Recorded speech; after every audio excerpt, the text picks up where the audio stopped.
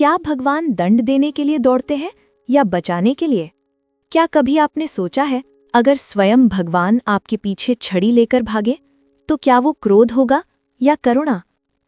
पुरी की पवित्र धरती, समुद्र की लहरों की गूंज और आकाश को चूमता हुआ ध्वज, वहीं स्थित है जगन्नाथ मंदिर, जहां हर दिन हजारों लोग अपनी पीड़ा, अपने सपने, अपनी इच्छाएं लेकर आते हैं। लेकिन ये कथा भीड़ की नहीं है। ये कथा है एक नन्हे बालक की, जो भगवान से डरता नहीं था, जो उन्हें प्रभु नहीं मित्र कहता था।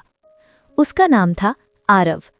7 वर्ष का, पतला सा शरीर, नंगे पांव, आंखों में समुद्र जितनी जिज्ञासा। आरव रोज अपनी माँ के साथ मंदिर आता था।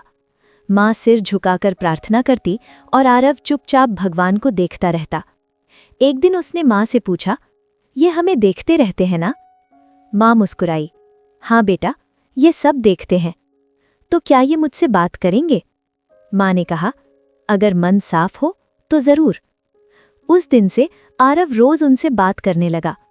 आज मैं पढ़ाई नहीं करना चाहता था, आज मैंने झूठ बोला, आज मैं डर गया था। वो सब सच बता देता। और अजीब बात ये थी, उसे लगता था कि कोई सच में सुन रहा है। एक अनोखा संबंध। मंदिर के पुजारी भी उसे पहचानने लगे थे। वो कहते, ये लड़का अजीब है लेकिन निर्मल है। एक शाम विशेष भोग लगा था। ताजे लड्डू, घी की सुगंध, मंदिर में हल्की शांति। आरव धीरे धीरे आगे बढ़ा। थाली में रखे लड्डुओं को देखा, फिर भगवान की ओर देखा। अगर आप मेरे दोस्त हो तो मुझे पकड़ कर दिखाओ। उसने एक लड्डू उठाया और बाहर की ओर भाग गया। उसके चेहरे पर शरारती मुस्कान थी। उसे लगा किसी ने देखा नहीं, लेकिन उस क्षण मंदिर के अंदर दीपक की लौ हल्की सी कांपी। वही रात। उस रात आरव को नींद देर से आई। अचानक उसे लगा कमरे में हल्की नीली रोशनी फैल रही है।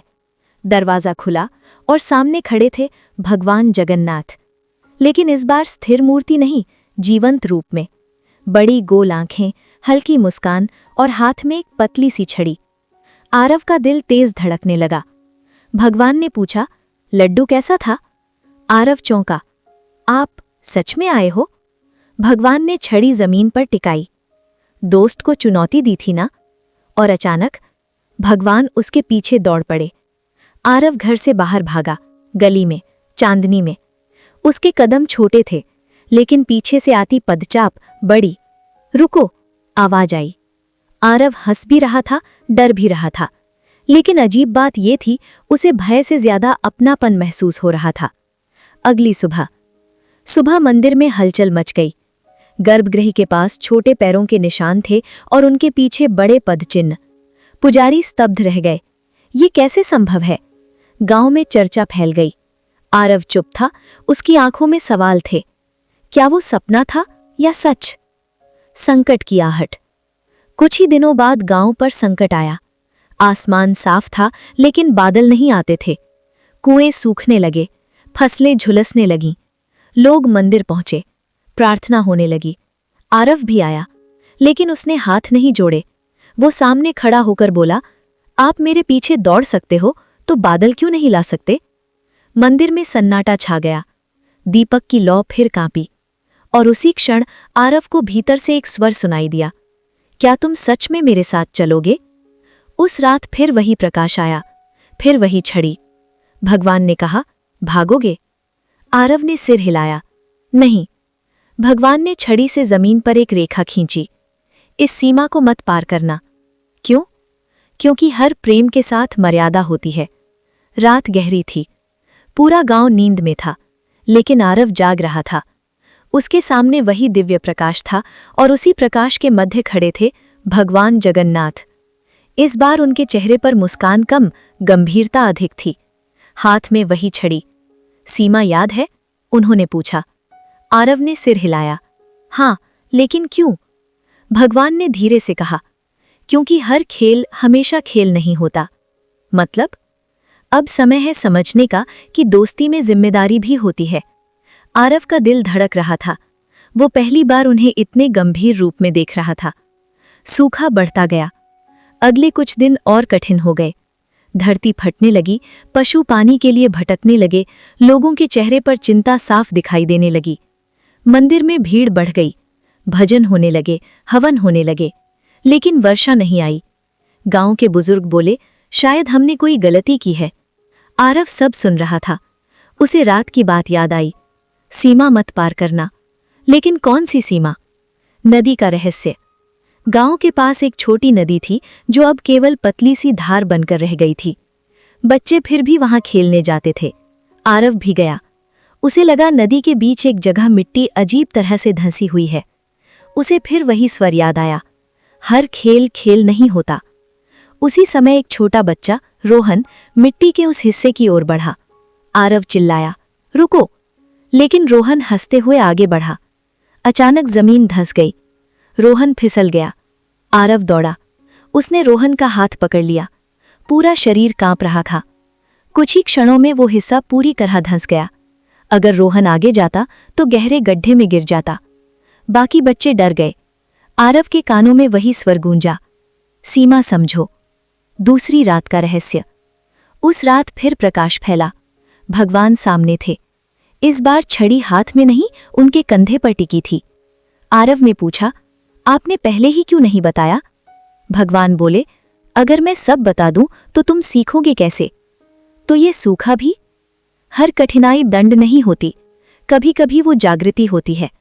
आरव चुप रहा। जब सब कुछ सहज होता है तो मनुष्य भूल जाता है कि उसे एक दूसरे की जरूरत है। तो क्या ये परीक्षा है? भगवान मुस्कुराए, परीक्षा नहीं, स्मरण। एक और संकेत। अगली सुबह मंदिर के पुजारी ने देखा, भगवान के चरणों के पास वही पतली सी छड़ी रखी थी। उन्होंने उसे उठाने की कोशिश की, लेकिन जैसे ही हाथ लगाया उन्हें अजीब सी कंपकंपी महसूस हुई। उन्होंने तुरंत हाथ पीछे खींच लिया। ये साधारण नहीं है, उन्होंने बुदबुदाया।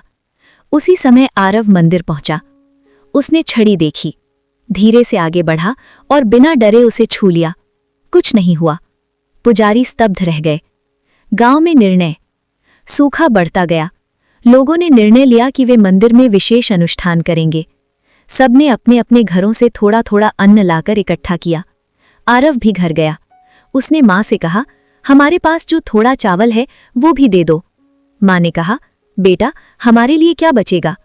आरव बोला, जब सबके पास होगा तब हमारे पास भी होगा। माँ की आंखें भर आईं। अनुष्ठान की रात। मंदिर में दीपक जलाए गए, मंत्र गूंजने लगे। आसमान अभी भी साफ था। लोग थक चुके थे। कुछ के मन में संदेह आने लगा, क्या भगवान सच में सुनते हैं? आरव चुपचाप खड़ा था। उसकी नज़र मूर्ति पर थी। उसे लगा जैसे बड़ी गोल आंखें उसी को देख रही हैं। अचानक तेज हवा चली। दीपक की लौ कांपी और आरव को स्पष्ट स्वर सुनाई दिया, अब समय है दौड़ने का। कहाँ? उसने मन ही मन पूछा। लोगों के लिए। साहस की दौड़। मंदिर से थोड़ी दूरी पर एक पुराना कुआं था जिसे सबने सूखा मान लिया था, लेकिन आरव को याद आया, नदी के किनारे वाली धंसी मिट्टी के नीचे पानी था। शायद कुएं में भी कहीं गहराई में पानी हो। वो दौड़ा। गांव के कुछ बच्चे उसके पीछे भागे। वो कुएं तक पहुंचा, रस्सी डाली। बहुत गहराई से हल्की सी नमी महसूस हुई। पानी है, उसने चिल्लाया। गांव वाले दौड़ पड़े। मिलकर उन्होंने गहराई बढ़ाई और सच में नीचे पानी था। कम, लेकिन था। लोगों की आंखों में आशा लौट आई। आरव ने मंदिर की ओर देखा। उसे लगा कोई मुस्कुरा रहा है। संकेत। उस रात फिर वही प्रकाश आया।